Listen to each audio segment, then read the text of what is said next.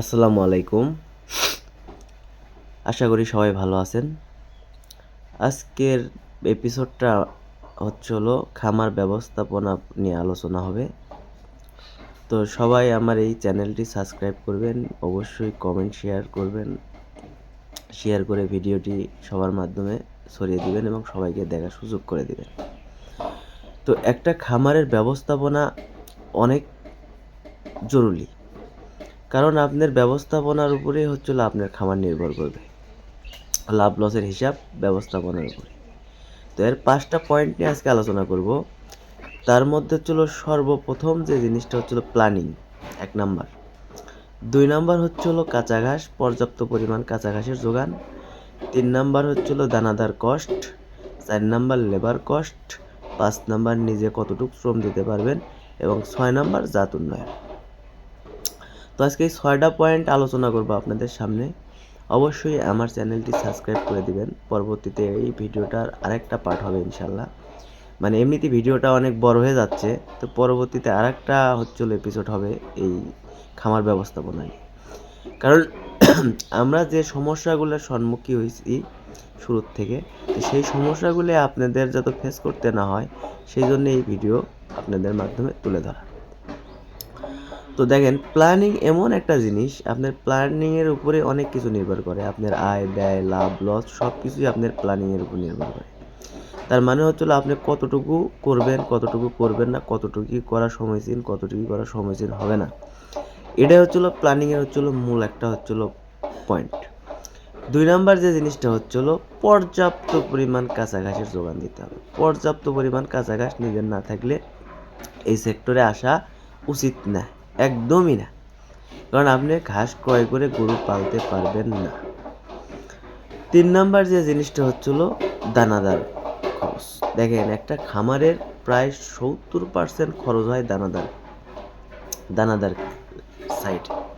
তো ওই জন্য এখানে আপনার চিন্তা করতে হবে মৌসুমি ফল বা সিজনালি যে পণ্য ইয়াগুলো আছে, খাদ্যগুলো আছে, এই খাদ্যগুলো আপনার কেনা এবং সময় মতো এই খাদ্যগুলোর ব্যবহার করা। অনেক সময় দেখা যায় সিজনে ভুট্টা যদি 20-22 টাকা থাকে, আনসিজনে 34 টাকা, 35 টাকা, 38 টাকা পর্যন্ত হয়। এই জন্যে দানাদার খাদ্যটার ব্যাপারে আপনার প্রচুর চোখ কান খোলা রাখতে হবে।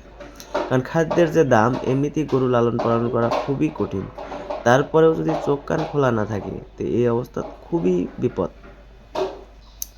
4 নাম্বার লেবার কস্ট। লেবার আপনার খামারের এখানে একটা ব্যয়ের, বিশাল একটা ব্যয়ের জায়গা। তো এই জায়গায় আপনাকে চিন্তা করতে হবে আপনার খামারে কয়টা গরু আছে, কয়টা লোক দিচ্ছেন, কী পরিমাণ কাজ করতেছে, কী পরিমাণ করতে পারতেছে না, এগুলো বিস্তারিত হিসাব করে তার উপরে আপনাকে লেবার সেট করতে হবে। কারণ এই সেক্টরে এমনিতেই লেবার পাওয়া যায় না, আর লেবার না পাওয়ার জন্য অনেক খামারই খামার ছেড়ে দিছে। কারণ নিজে হয়তো অনেক বড় খামার করে ফেলাইছে, কিন্তু লেবার না পারলে, নিজে ওইভাবে শ্রম দিতে না পারলে, তাহলে ধর এই সেক্টরে আপনার ধরে রাখা সম্ভব না। কারণ আপনি কতক্ষণ করবেন। 5 নাম্বার যে জিনিস, নিজের শ্রম।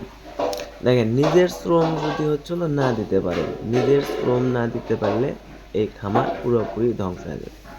এটাই বেসিক্যালি বেশি মানে মূল আলোচনার বিষয়, যে নিজের সময় না দিলে কোনো সময় খামার করা উচিত না। কারণ আপনার একটা গাভী বা ষাঁড় যেটাই হোক, এটা আপনার উপর ডিপেন্ডেবল। আপনার ওই গরুর কী পরিমাণ খাদ্য দরকার, কী পরিমাণ কাঁচা ঘাস দরকার, মানে কোনটা কী পরিমাণ দরকার, এটা আপনি ছাড়া একটা লেবার দিয়ে কোনোভাবেই সম্পূর্ণ সঠিকভাবে পরিচর্যা করা সম্ভবই না। মানে একটা গরুকে আপনি কাঁচা ঘাস দেবেন 25 কেজি, ওই যত কম পারে, আপনার কাজের লোক যত কম পারে ততই দিবে। কারণ ওই যত তাড়াতাড়ি কাজ শেষ করবে তত তাড়াতাড়ি আর মনে করেন যে ডিউটি শেষ। তো ওই জন্যে আপনার সময় দিতেই হবে সেটার মধ্যে। আপনি যদি সারাদিনে নাও পারেন, আপনার 2 টাইম সময় দিতে হবে, 1 টাইম সকালে, 1 টাইম বিকেলে, এবং সকালে দুধ দহনের সময় এবং বিকেলে দুধ দহনের সময়। কারণ আপনার গরুর যদি সঠিকভাবে দুধ দহন করা না হয়, আপনার ওলান ফুলে যাবে, ম্যাস্টাইটিস হবে, অনেক রকমের সমস্যা। আবার দেখবেন খাদ্য ঠিকভাবে না দিলে গরুর হয়তো স্বাস্থ্য নষ্ট হয়ে যাব, গরু পুড়ে যাব, ক্যালসিয়াম করা লাগবে, এতে অনেক ব্যয়বহুল খরচা বেড়ে যাবে। আরেকটা জিনিস হচ্ছে হলো আপনার ধরেন হচ্ছে হলো ওই একটা পার্ট গেল, আরেকটা পার্ট যেটা সেটা হচ্ছে হলো আপনার এই যে ধরেন অতিরিক্ত দানাদার দিল, তাহলে অতিরিক্ত দানাদার দিলে আপনার দানাদার খাদ্য তো এমনি অনেক টাকা দাম, পার কেজি প্রায় 46-47 টাকা পড়ে যায় ডেইরি ক্ষেত্রের দানাদার। তো সেই হিসাব করে আপনাকে শ্রম না দিলেই না, কারণ আপনি নিজে শ্রম না দিলে এই সেক্টরে আসার দরকারই নেই। আরেকটা পর্ব আছে সেটা হলো জাত উন্নয়ন।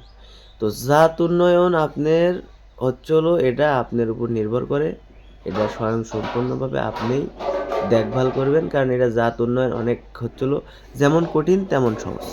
কারণ আপনার পালের একটা বকনা বাড়াইছে 75%, ওর মধ্যে 100 দিবেন না 50 দিবেন না কি দিবেন এটা আপনাকে ঠিক করতে হবে।